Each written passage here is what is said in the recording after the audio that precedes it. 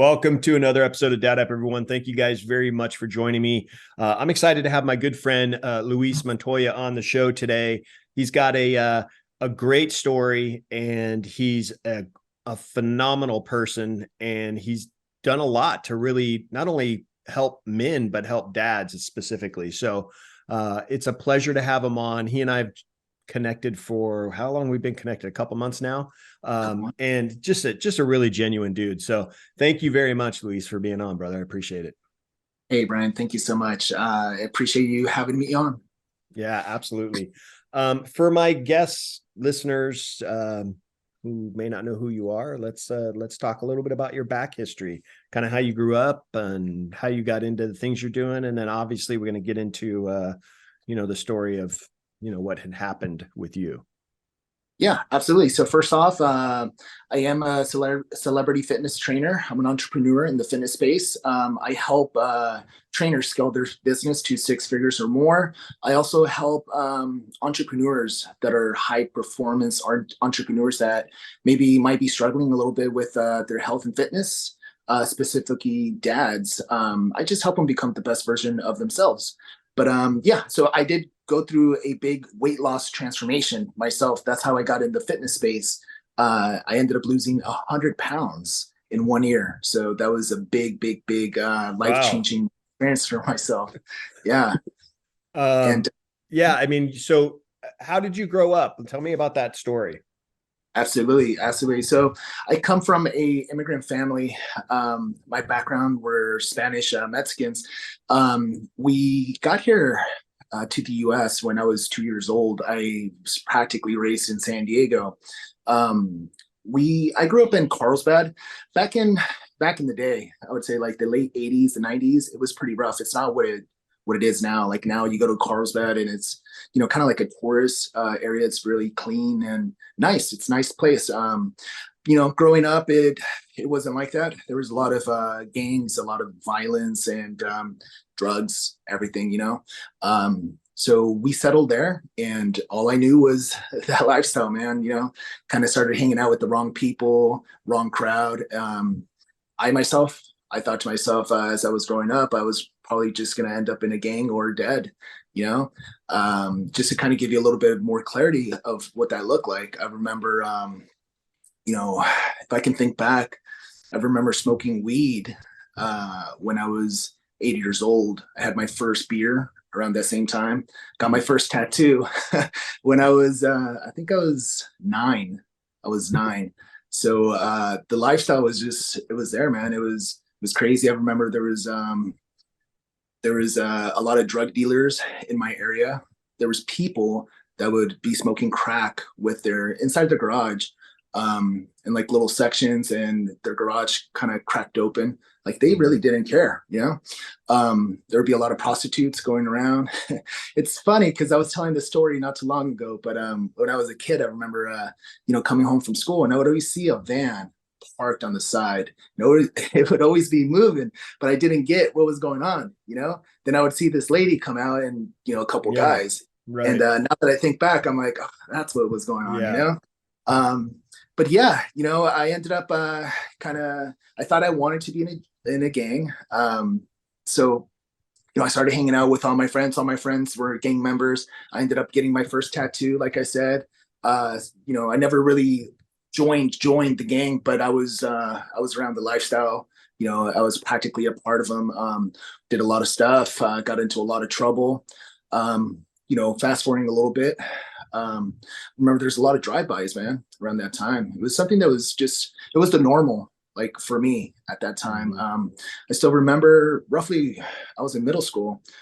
My dad used to always make me, rake the leaves before he would get home every single day. And I remember after school, I was raking the leaves, and I see this car pull up to my neighbor's house, and there was like 3 guys that got out with some automatic guns and just started shooting the place, plain daylight, and it was a normal. And like for me, like I was kind of like in shock, and like I didn't like duck down or anything like that. I was just kind of like paralyzed, like, wow, like this is really Right. happening, you know.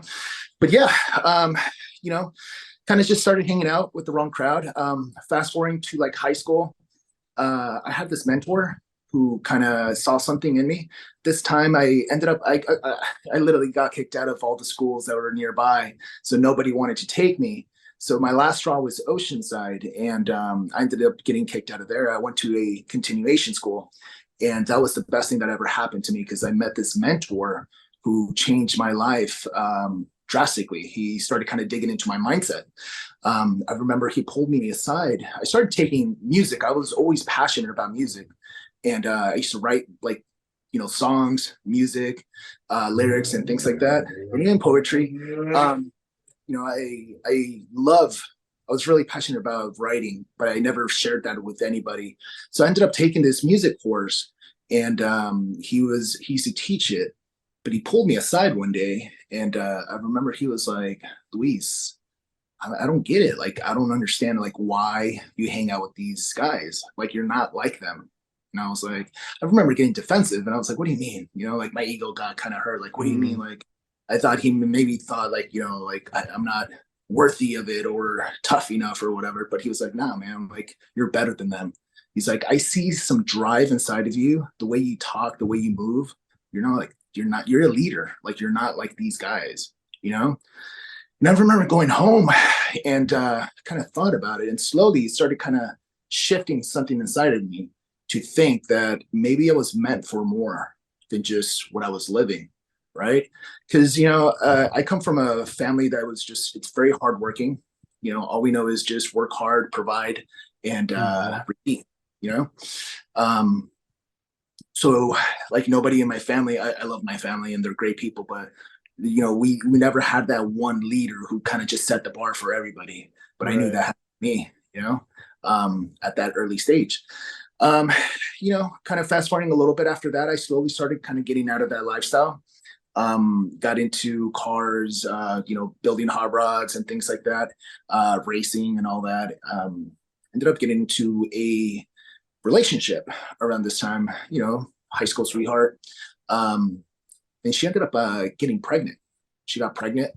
I was roughly around like 20, I think 26 or something. And at this time, I'm just building cars, um, hanging out with the guys.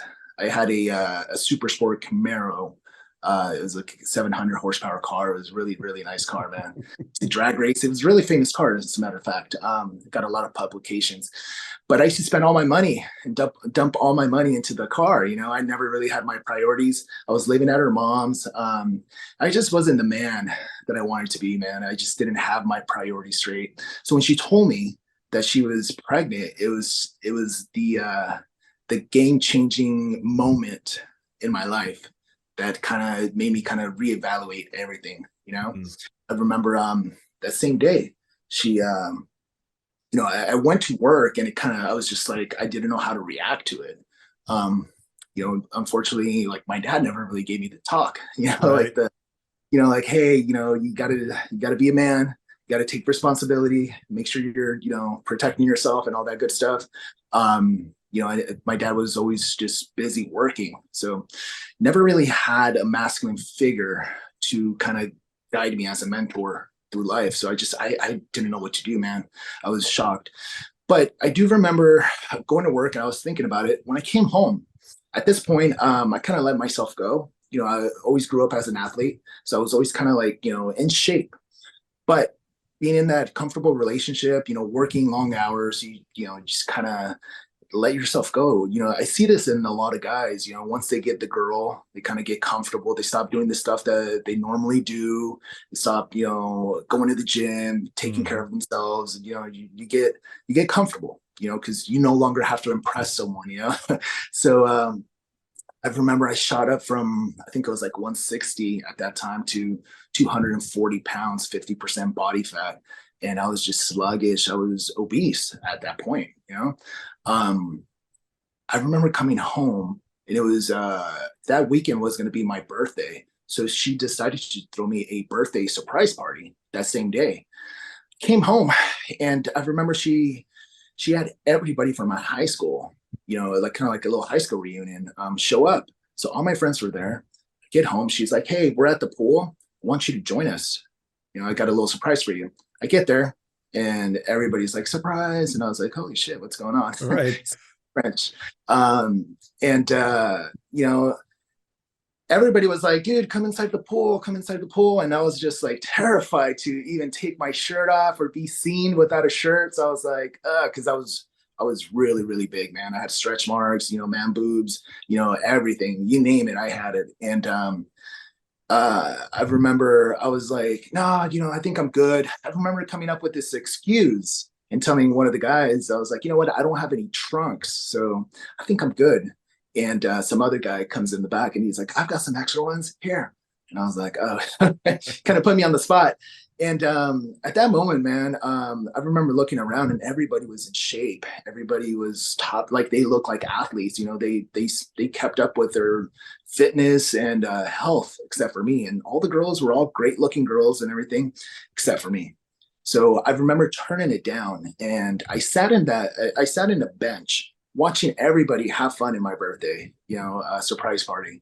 And at that moment, man, I think I just hit rock bottom. I was like, man, I'm literally missing out in life. Like, if I have a problem with taking off my shirt in public, I think I've got deeper problems, you know, and it's not just the physical. I think it's in here and in here, you know. So I went home, and I also noticed around this time, I noticed that every single time I would go in the shower, I would always avoid the mirror, you know, because it was kind of like my way to kind of deflect or ignore what I'd done to myself as far as like my fitness went.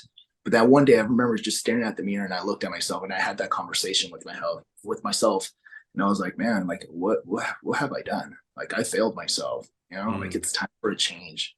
And I started thinking about my kid, and I just wanted to be that, you know, that superhero father figure for my son. You know, I knew that if this was going to happen, I was going to be one of the first faces that my kid sees, and I didn't want him to see me like this. You know, I Mm. thought I got roughly about 8 months, 9 months before he gets here. I need to get my shit together, and I was just I was in a really bad place, man. I was broke. I was depressed. I was suicidal. I was dealing with a lot of anxiety. Financially, I was about to declare bankruptcy. I had, you know, creditors calling me. They were garnishing my wages. Like life was hitting me hard. Then now on top of that, I've got a baby that I can't provide for. You know, and at this time, man, I was just, you know, I'm not proud of like what I was doing, but I had to do what I had to do just to survive at that time. I remember, you know, selling parts off my car just to try to get money. I remember my girlfriend's mom was a cancer patient, and she would have a lot of medication on stock. So I would go into her, you know, into her cabinet and take OxyContin. Then I would sell it to guys that I knew that were hooked on it, you know, just to try to like get a meal in or try to, you know, pay my bills and stuff like that. Um, but then slowly after, man, I was like, I started thinking to myself, like, I got to do more. I got to do more. Like, this Mm. isn't the life that I deserve. So I decided to kind of invest in me and, you know, change my life around and start with myself. Like I always tell people, like, if you want to help others, you got to help yourself first. You Mm. know, like the transformation starts with you, and the transformation starts here. You know, more importantly, I think a lot of people don't understand that, you know, especially like fathers, because, you know, the majority of my clientele, they're parents. And I always tell them their excuse is always like, I'm always taking care of my family. I'm always working. I'm always doing this. And I tell them that's fantastic, but you got to take care of you. You know, if you're not taking care of your health, like health is wealth. If you're not taking care of your health, you're not going to be around. Like what's going to happen when you become diabetic, you get a heart attack, you have high blood pressure. You're not getting all this working that you're doing. You're not going to be around to be able to enjoy that, to enjoy the finances and all that, you know, to be able to take your kids on trips, and, you know, to be able to walk your daughter down the aisle, you know, things like that. And that's a pain point that I always use with my clients, especially the ones that are fathers, you know, that have like a daughter. I always tell them like, picture this, man. Like, I know how much you love your daughter. Do you imagine not being around for her? Like, how would it make you feel knowing that another man might walk your daughter down the aisle on her most important day, on your most important day, because that's your daughter. You know, like the change has to happen, and there's no right timing for it. Like it has to happen now, because things are always going to pop up. Things are always going to happen. Um, so yeah, I decided to make a change for myself. I started running. I told myself, I'm gonna start running, and man, that was the most painful thing. My ankles were swollen because I had so much weight on me, and I told myself, you know what, today I'm just gonna run to that stop sign. There is a stop sign a couple blocks away, and I tried it, and I literally had to like almost crawl back because my ankles were just so swollen, they were hurting. And I was like, man, like I can't even run, you know. But I didn't give up, man. I didn't give up. I was very determined, and the driving force was my son, you know. Then around that time, I worked in a grocery store. I was a butcher, you know. I was the youngest guy there, and during my downtime, I would go to the magazine aisle, and there was a men's health magazine. So all the men's health magazines, they have, like fitness tips where they show you like little basic workouts, nutrition hacks, and things like that. So I started kind of slowly implementing all those little things. Then I remember another key point to my success was there was this day that I went to Vaughn's, and I went there. I was walking through the aisles, and I see this fitness magazine, right? I never buy magazines. I'm the guy who like picks up the magazines, read what I need to read, get the information, put it back, we're good, you know? But I remember there's this guy on the cover. It was this fitness guy, this great looking guy, amazing physique. Like this guy looked like a superhero, and he looked like the man, you know? And I was just so intrigued. And I was like, man, I want to look like that, you know? And I ended up buying the magazine. First time that I ever bought a magazine. I bought the magazine, and I took it home, and I used that kind of like as a goal, right? And I remember the next day going to work and telling my coworkers, I was like, check out this guy in this magazine. I just started working out. Like, I'm going to be that guy on the magazine one day. And I remember they were all laughing at me, man. They're like, Luis, come on, look at you, man. You're freaking fat. Like, you on a magazine? Come on, man. But, it's just a bunch of guys horsing around and everything. And kind of hurt my feelings a little bit, but it lit up that flame inside of me. I was like, I'm going to show these guys. Sure enough, man, I went home and I started, just working out a little harder. Instead of that stop sign, I picked, a further one. Kept running, kept hurting, but I didn't give up. Then I remember taking that magazine and I put it on my wall next to my bed, right? And I thought to myself, if I can just constantly visually see this every single day, it'll be a reminder not to give up. So I purposely put it right next to my bed, so that way when I wake up, that's the first thing that I see. And thinking back, I was utilizing the law of attraction that I really didn't even know it existed at that time. But I used it. And every single time, man, that I was working out, I went back, I stared at that magazine, and I was like, I can't give up, can't give up. I said I was going to be that guy, and I have to be that guy. One of my friends came across P90X with Tony Horton. And he was like, dude, there's this program that's going around. You should try it, because he saw that I was working out. And I was like, oh, I saw the infomercial, and I was like, dude, that stuff is bogus. Come on. Like, those transformations are photoshopped, just the negative mindset. I was so programmed to lose that life, man. And he was like, well, I see you working hard, and I was thinking about you, so I got you the program. So I'm going to leave this here. You can do whatever you want with it. And sure enough, I picked it up, started working out, and my first 2 months, I ended up losing 40 pounds. Started getting some momentum, started feeling good about myself, kept working out. Around this time, I started, documenting my whole transformation on social media, which was the best thing that I could have ever done. And I always tell people when they're going through a transformation, a lot of people don't like to share their photos because they're not where they want to be and they feel self-conscious about it. But you have to be vulnerable for people to connect with you. And I always tell people, like, it's no longer about you. Like, you can be helping someone who is in that same place by you sharing your story. And sure enough, I shared myself with, the stretch marks, the man boobs and all that stuff. And it was hard, but sure enough, I did. And I remember this one morning, I woke up and my girlfriend was crying. She was in the bathroom, and I woke up to the sound of that. I was like, what is going on? I would, I went into the bathroom, and as I started approaching the bathroom, the door was kind of cracked open, and I can hear how she was crying. And I didn't know what I was going to walk into, but I opened the door slowly, and I look in, and there's blood everywhere, man. You know, and she's on the floor, and there's like blood on the floor, and I'm like, she looks at me, and it's really hard to talk about it because it's been so long, but I don't think this is something that you ever get over. She looks at me, and I'll never forget that look, man. She looked at me, and she was just so confused, and she was like, with tears in her eyes, and she was like, I don't know what's happening, but I don't think I'm okay. And she was having a miscarriage, and sure enough, we rushed her to the hospital. And at this point, remember, I was saying that I was, I was in a really bad place in life. And I just, again, I was at the edge of getting fired at work. So I didn't want to lose my job. So I told her, hey, I'm going to go to work, and I'm going to explain the situation, and I'm going to see if I can get out, and I'll meet you at the hospital. And if I, man, if I can, again, this is why it's so important to have a masculine father figure in your life, because if I can go back, I wish someone, at least my dad, or if I can talk to that younger version of myself, I would have said, hey, look, your job is not important right now. What's important is people, the people you love. Go with her.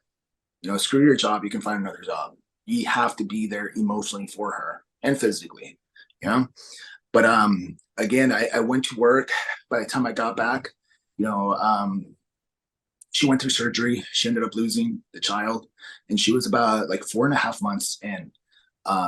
And man, that was a turning point in my relationship. I feel like that kind of affected our relationship. We started arguing more.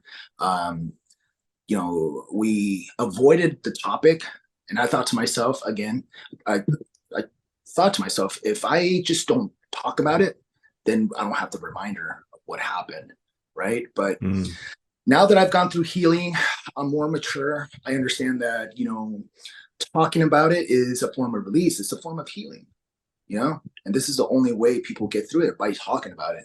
But yeah, we never spoke about it till towards the end of the relationship.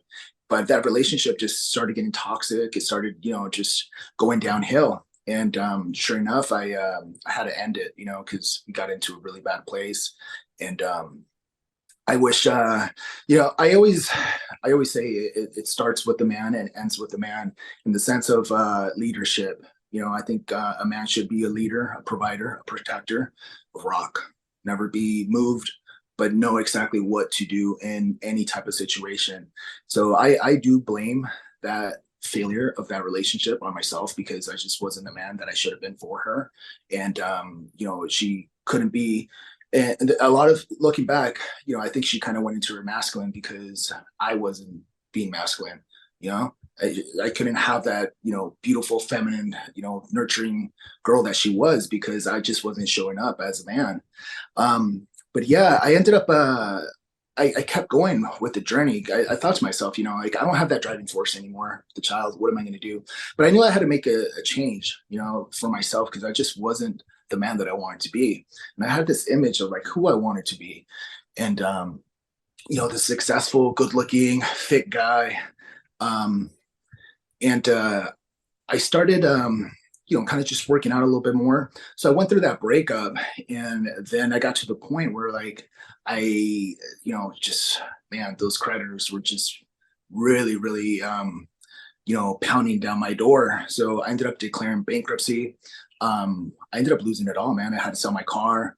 I ended up in the streets, and I tried going for help at my parents' house, and they couldn't take me because they had a lot going on. Tried turning to friends, nobody could take me, and sure enough, man, I started sleeping on the streets, and I just I was just lost, man. I was lost.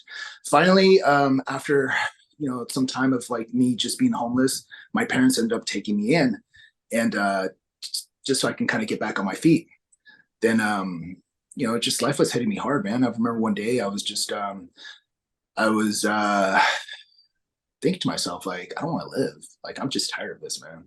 Like, what do I have to look forward to?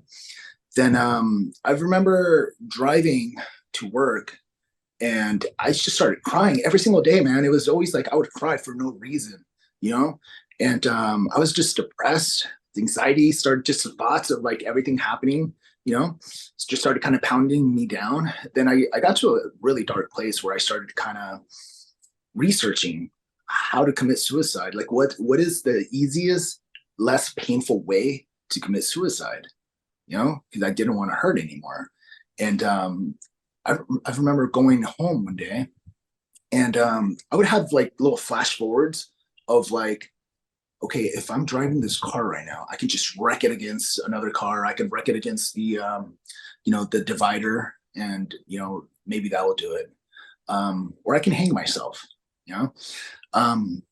But one day I was committed to just take my life, and I went home, and I went in the bathroom, got a knife, and I put it to my wrist, and I remember I was just crying. I didn't have a relationship with God, and I think, I'm not here to push religion on anybody, but I think it's so important for you to believe in some type of higher power, have a good relationship with God, because it gives you purpose and it gives you clarity. And I think a man without clarity or purpose is a man who's lost in life. At this point, I remember I just got down on my knees, man, right before I was about to just dig in, and I decided to pray. I was like, God, if there's really a God, I don't know why you're doing this, but if you want me to go through this, just help me get through it, because I can't get through it alone. And sure enough, man, I remember I started getting a flash forward of what it would be like if I were to take my life and how that would affect my family.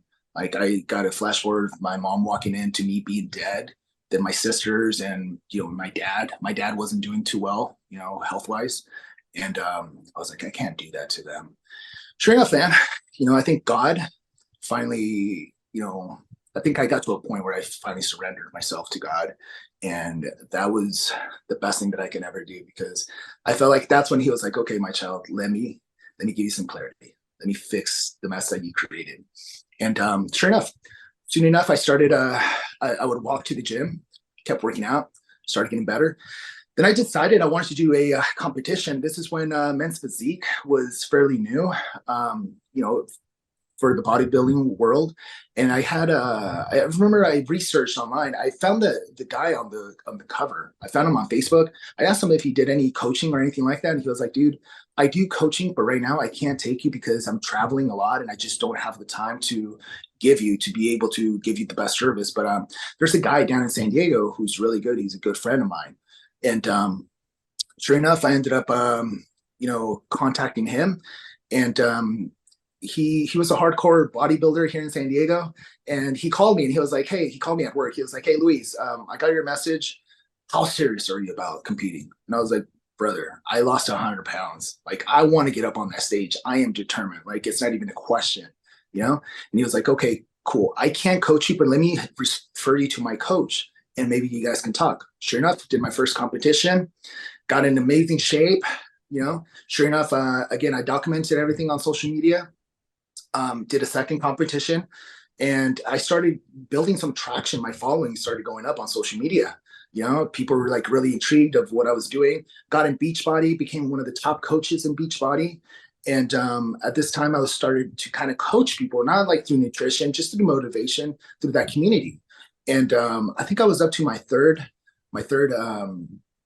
competition, and it was up in Culver City. And I remember this was another key point in my fitness journey. There was a guy, you got to get spray tanned to, do the competitions and stuff like that, So I remember the guy who was spray tanning me, he was like, hey, Luis, you ever thought about doing fitness modeling? I kind of laughed and I was like, well, I've always wanted to, but I don't think I have the look. And he was like, no, dude, you do. Like, you're a good looking kid. You got an amazing physique. Like, you're shredded and you have a physique that's not like overly done. Like, it's very attainable. Like, you have that beach body, like men's health look. I think you should really do it. So I started picking his brain and I was like, well, how do I even start? And he was like, well, you got to, look for a photographer in your area. And sure enough, I ended up finding a photographer. shot with him. That came out. That was such a great experience. And I remember asking him, I was like, hey, how do I get in a magazine? And he was like, well, dude, if you want to be in a magazine, you got to start shooting with photographers that shoot for magazines. So at this point, I remember, again, going online, researching people, and I found Greg Plitt. I'm not sure if you're familiar with Greg, Mm. but he was an icon in the fitness industry. And he had this video where he literally shows people how to get published in a magazine. And it's interesting because the information's out there, but nobody wants to do the work, you know?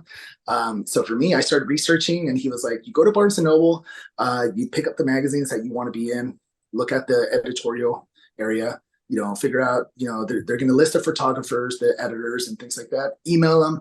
And, he puts you through the whole process. So sure enough, I kept doing that. I found, a photographer named Noel Degata, which is a really good friend of mine. He's up in Hollywood, and I booked a photo shoot with him, and I remember going there, and it was mind blowing. I was like, this guy shot.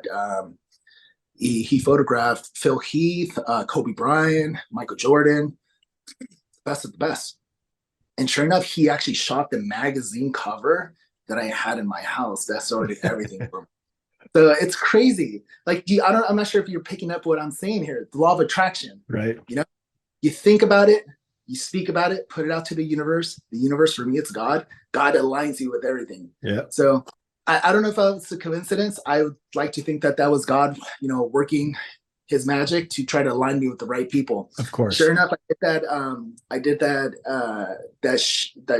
photography session with him, and we hit it off. We became really good friends. I told him my plans. I'm like, dude, I'm trying to get in a magazine cover. He was working for a big magazine at that time, and he was like, I'm going to see what I can do for you. But meanwhile, I need you to build up a portfolio. Like, you need to shoot with the best of the best, so that way you can present yourself, with some high quality images. So he told me about Michael. I can never pronounce his name, Nuvix or something like that. Great guy. Shot with him. Same thing. He was like, dude, you're freaking shredded. You look amazing. And, I did a couple of different photo shoots of shooting with Jason Ellis.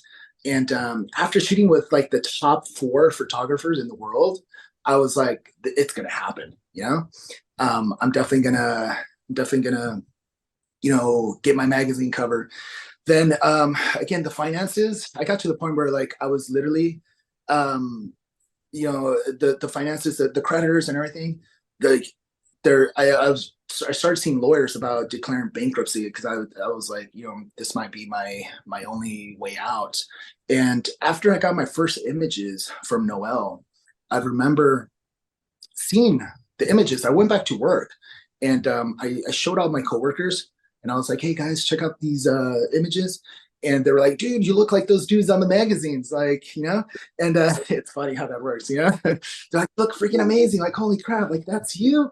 And my boss pulled me to the side, and he was like, hey, Luis, I don't know what you're doing here, man.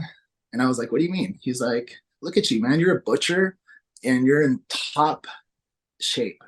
Like, look at all the other guys here. Like, they're all 60, 70, like retired, like about to retire and stuff like that, like, you don't belong here, man. Like, you're destined for something better. So sure enough, I was like, what is he trying to tell me?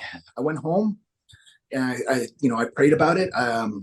Went back the next day, and I was like, hey man, thank you for the opportunity, but I think I'm gonna go chase my dream.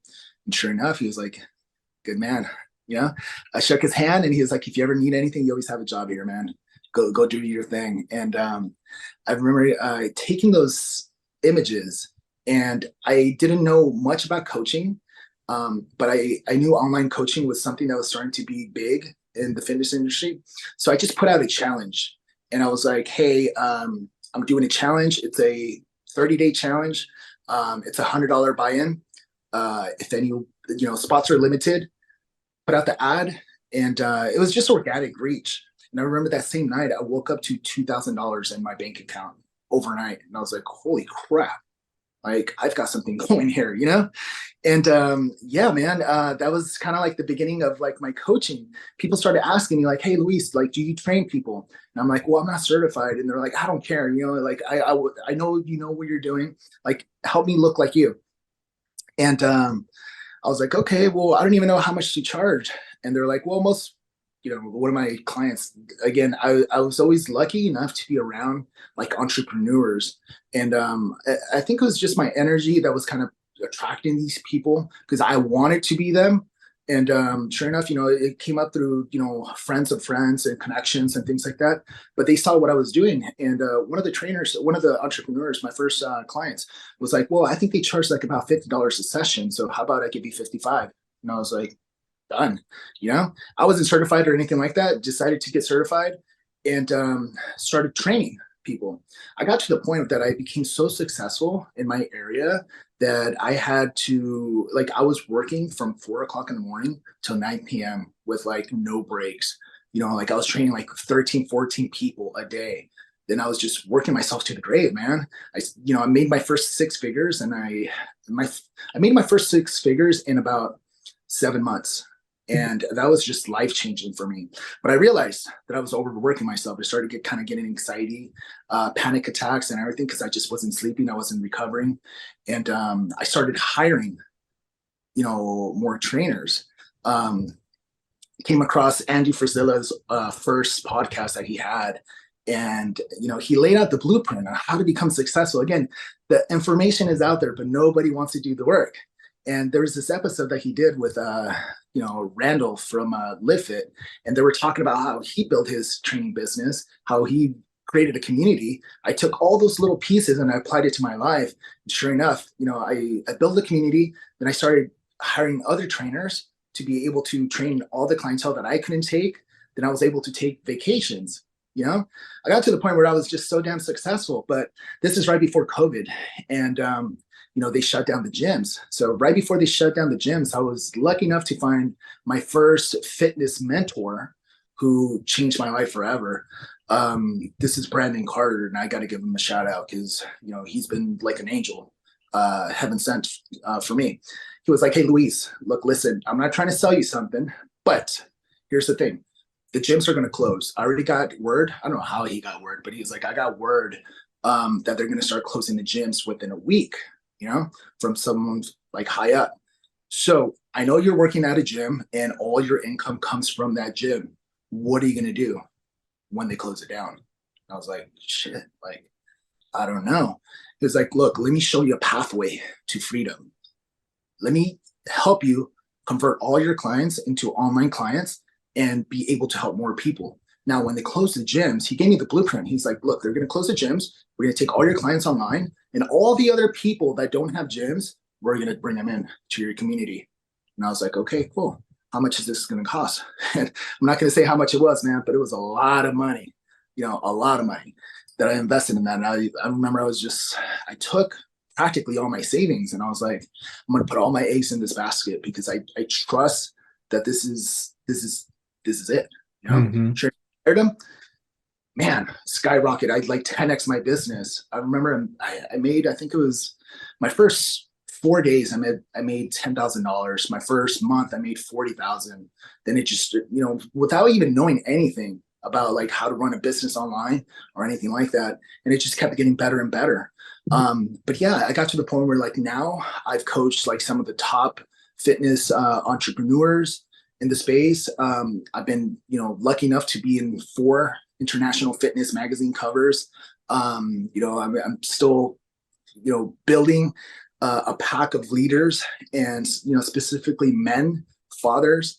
And even though I'm not a dad right now, like that's my message to become the best version of yourself, to lead, to protect, and to be a godly man that, your wife, your girlfriend, whoever that is, your partner, can be proud to look up to you for guidance and know that you're gonna figure it out. So it's been a good journey, man. Well, you talked for almost an hour, so I can tell that it's been a good journey because you got quite a story.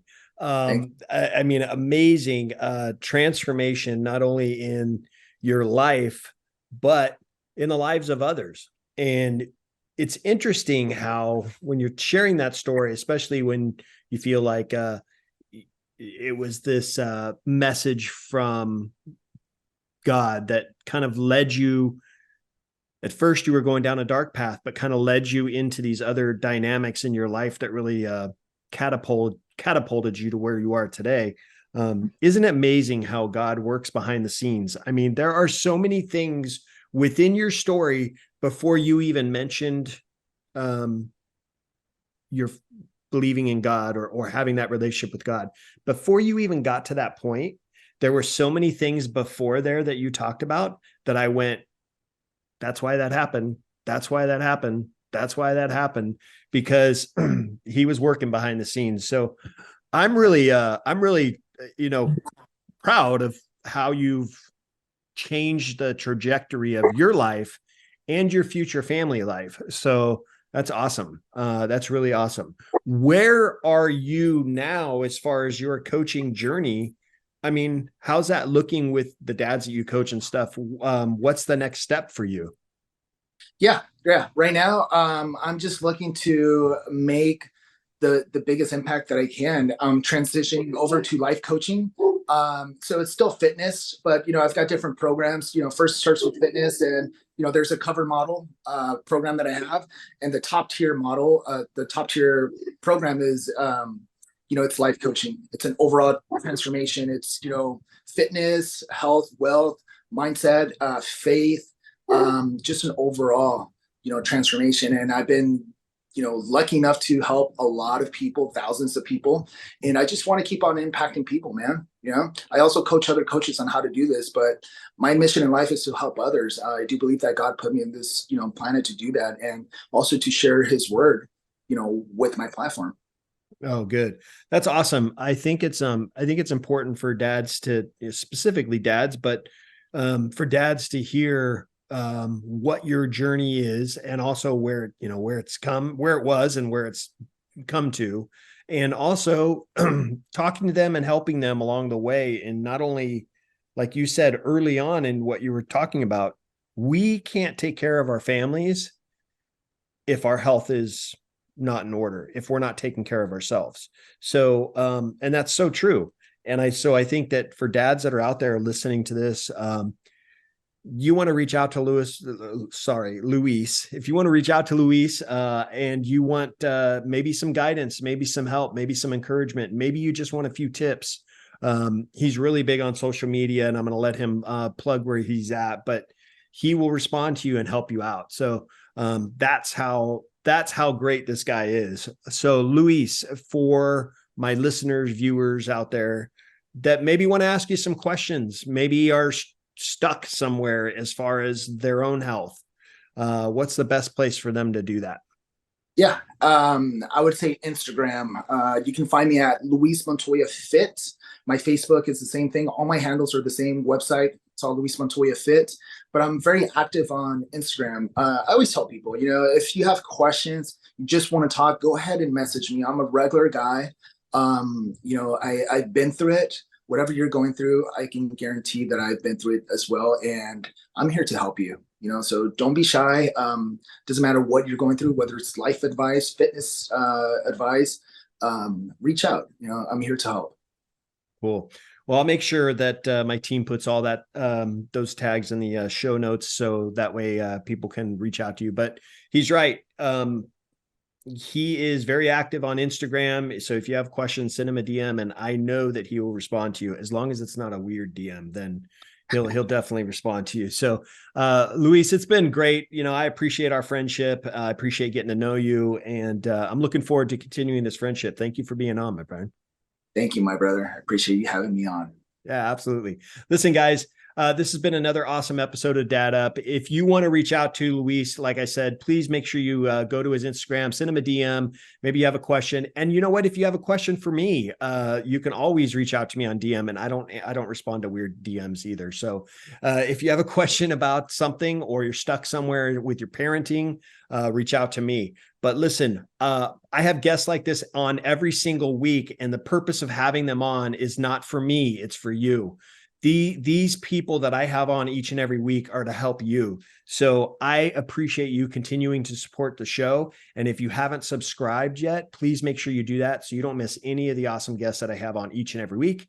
A quick thank you again to my friend Luis. And as always, I look forward to seeing you all in the next episode of Dad Up. Wow, another amazing episode in the books. So much was shared, and I'm truly grateful my guest was able to pour into you to help you elevate your dad game and really dad up. Make sure you bang that subscribe button so you don't miss a single episode. And while you're here, please don't forget to leave me a rating and a review. I always appreciate the feedback. And one last thing, don't forget, your role as a dad is one of the most important roles you have. So if you need a little help or have questions, don't hesitate to reach out to me on my website at daduptribe.com or at my Instagram page at Dad Up Podcast. Until next time, everyone, Dad Up.